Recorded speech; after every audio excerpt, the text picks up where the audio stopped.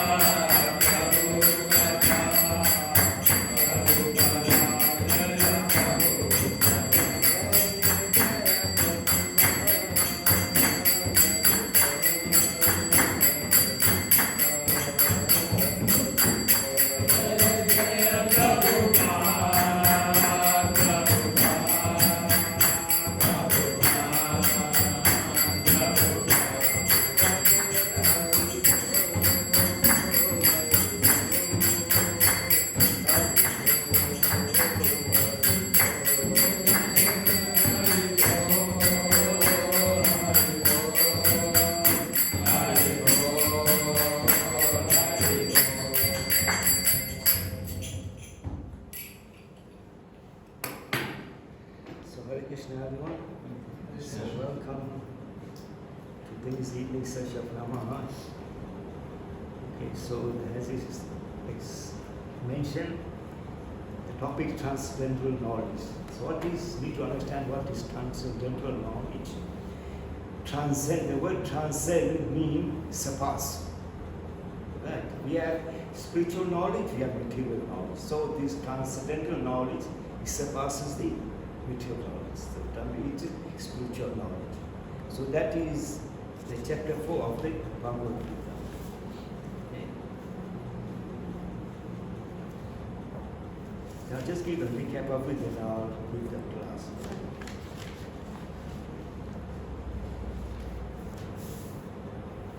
So this transcendental knowledge involves understanding the difference between the soul and the body, and it is the king of all confidential knowledge, which eventually culminates in devotional service. So we need to understand what is devotional service.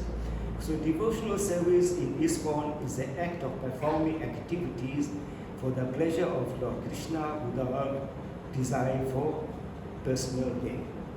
You do a service, but you don't want anything in return. Okay, right? Now, this knowledge is received through the chain of distributive succession in descending order, from one speaker to the next. So, the initial speaker of the Bhagavad Gita is Lord Krishna. From Lord Krishna, he came to Brahma. From Brahma, he came to Narad Muni. From Narad Muni, he came to Vyasadev, and he came down in descending order right to Srila Prabhupada. That is 32 links. Right? We transfer to the distributive succession or distributive chain. Now each chain is strong as the other, and it cannot be broken. So the knowledge is received in descending order from one speaker to the other without any alteration, no distortion or anything outside. As it is. That's what the Bhagavad Gita is referred to. Bhagavad Gita as it is. It's come in descending order without any distortion. So this knowledge is not distorted by the religious speaker. They transmit this knowledge as received by the previous speaker. So one set the example for the next speaker to follow that example. For example, we refer to Srila Prabhupada as a founder Acharya of the International Society for Krishna Consciousness. The meaning of Acharya is one who teaches by setting the example. Okay? We have to say, he sets the example, we follow. Okay? Unlike material knowledge, you get a situation where this is just an example. Where in school, the teacher may say, okay, right, smoking is not good. Your children must not smoke. It's not good for health. Okay? We learn that in school. You know, on our old days, teacher diagnosed no smoking, so on. Right? Now, what happened? But the teacher himself smokes. What happens then? He's not teaching by example. Then people say, okay, he's teaching me not to smoke, but he himself is smoking. Then why should I not smoke? You see? So they say that the Acharya set the example and we follow the example. That is the meaning of Acharya. So, Om Jnana Tinasya Gananjana Salakaya Chakshurumritam Yena Tasme Shri Gurave Namah Shri Chaitanya Manovistam Stapitam Yena Bhutale Swayam Rupa Kadamayam Dadati Swamadantikam He Krishna Karuna Sindhu Dina Bandhu Jagatpate Gopisha Gopika Kanta Radha Kanta Namostute Tapta Kanchana Gaurangi Radhe Vrinda Vineshwari Vishavamanu Sukhidevi Pranamami Hariye Panchakalpya Trigasya Kripasindu Evacha Patitana Bhagavayavo Vaishnavayavo Namo Namaha Shri Krishna Chaitanya Prabhu Nityananda Shri Advaita Madhara Siva Savi Gaura Bhaktivinoda Hare Krishna Krishna Krishna Hare Hare, Hare Rama, Rama Rama, Hare Hare, Hare Krishna, Krishna Krishna, Hare Hare, Hare Rama, Rama Rama, Hare Hare, Hare Krishna, Krishna Krishna, Hare Hare, Hare Rama, Rama Rama, Hare Hare. So reading from Bhagavad Gita chapter 4, Transcendental Knowledge. The Supreme Personality of Godhead, Lord Krishna, said, I instructed this imperishable science of yoga to the sun god, Vivasvan, and Vivasvan instructed to Manu, the father of mankind, and Manu in turn instructed to Ishvara. Now you can see here how the knowledge is coming down from one speaker to the other, right? In this ceremony. I'm going to go to the pocket. The purport is a bit elaborate, like, you know. Okay. The next verse 2. The supreme science was thus received through the chain of distributed succession, and the saintly kings understood it in that way. At that time, the monarch should rule. They should use the spiritual knowledge to rule the kingdom. Okay, the saintly king is Rajashri king. So they use the knowledge from the spiritual knowledge to rule over the kingdom. But in course of time, the succession was broken, and therefore the science as it appears to be lost. Tima spoke to you, the chain. The chain cannot be broken, but something happened. Right? The chain was broken. Let's see what happened here.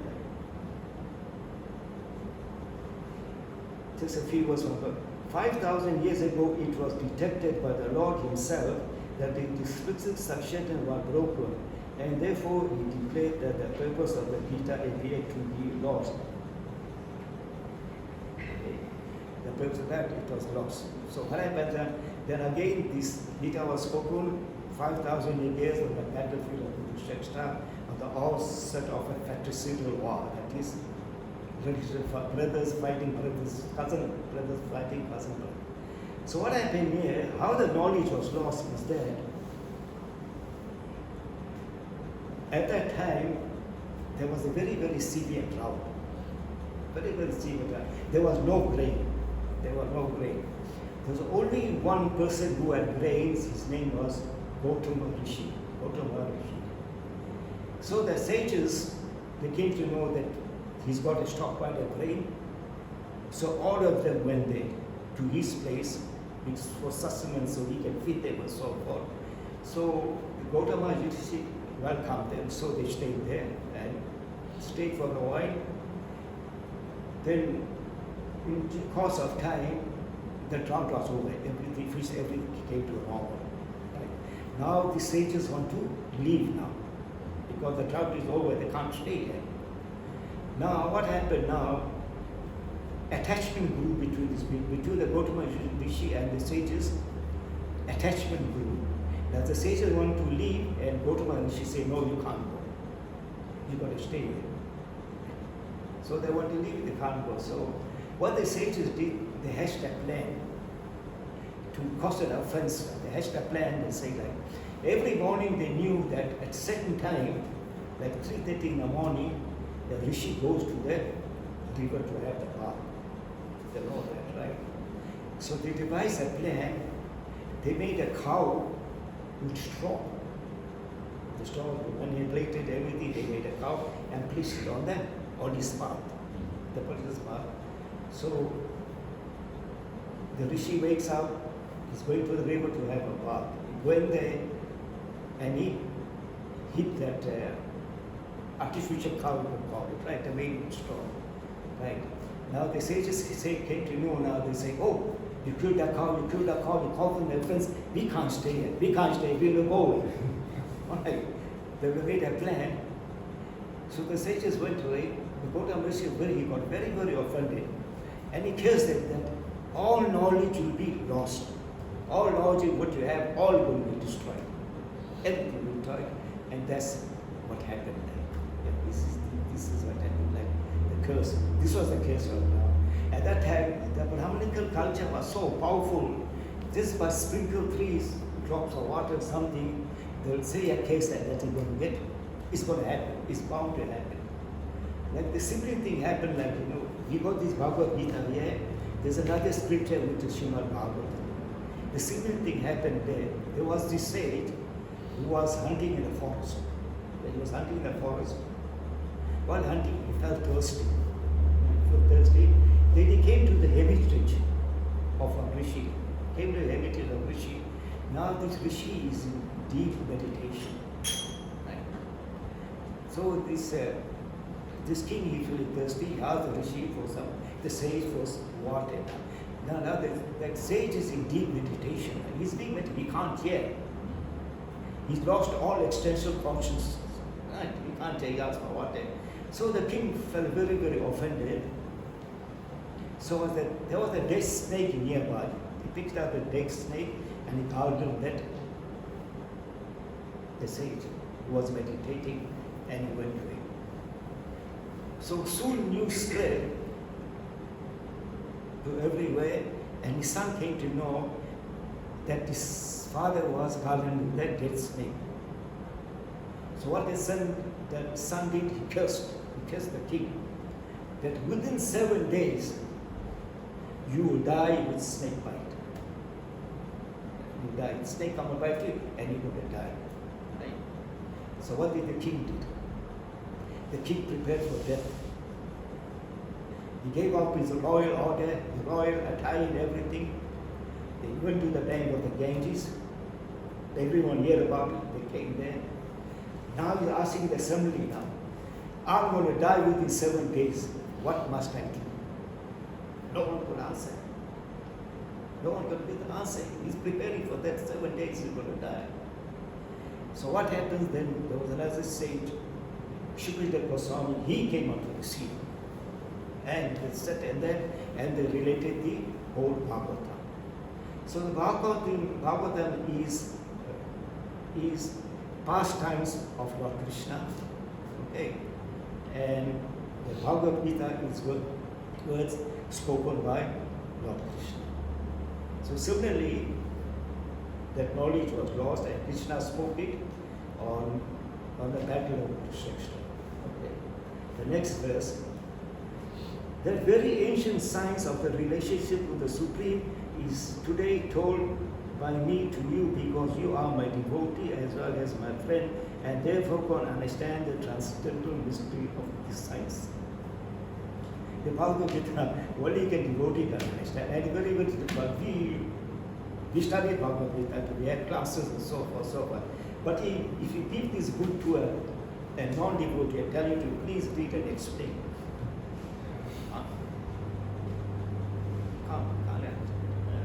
you go to study this under a qualified teacher. Go study it. On your own, you might know something, but most of this one you lose.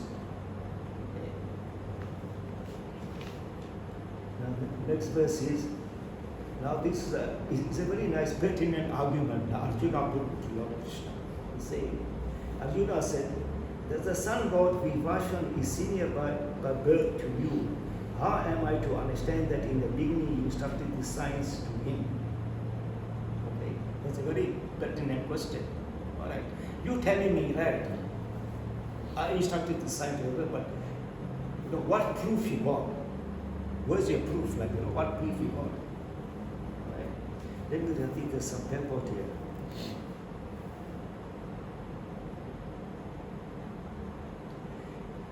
That Krishna, the supreme authority, is accepted by the whole world, and not only at present but from time immemorial. And anyway, since Krishna is the authority accepted by all, Arjuna put this question before him in order that Krishna would describe himself without being depicted by the non-devotees, who always try to distort him in a understandable to the non-devotees and their followers.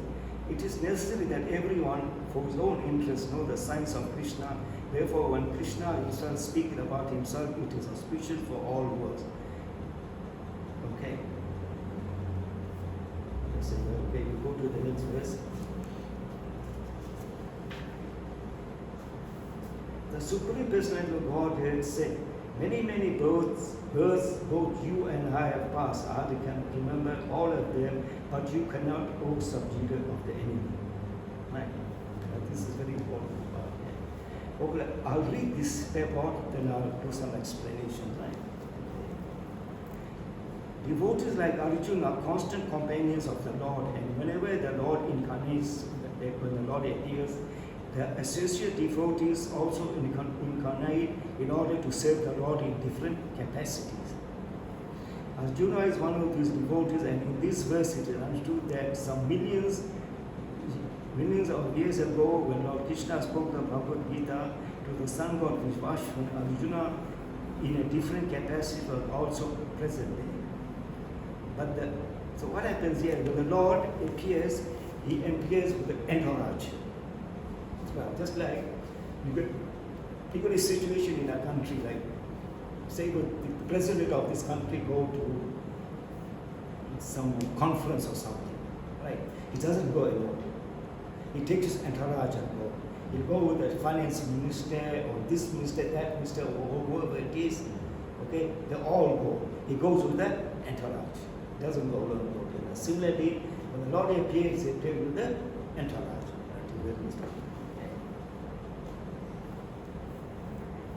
But the difference between the Lord and Arjuna is that the Lord remembered the incident, whereas Arjuna could not remember.